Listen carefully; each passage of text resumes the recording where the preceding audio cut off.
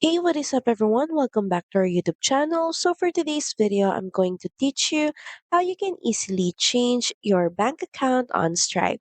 So all you have to do is head over to stripe.com and of course make sure that you're logged into your account.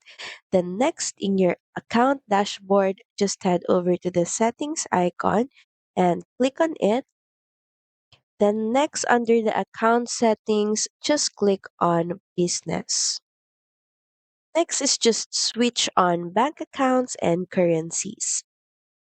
And from here, you have an access on add a bank account. Just click on it. And all you have to do is enter in all the necessary information about your bank account, such as account holder name. It should match on your bank account exactly.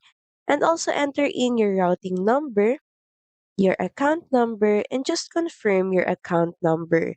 Then once done, just click on Add Bank Account. And from here, you should be able to see a list of your bank account, switch accounts easily. So that's pretty much it. Thank you very much for watching this video. I hope that you find this video helpful. And if you do, please don't forget to like, share, and subscribe to the channel. Now we'll see you again on the next one. Bye!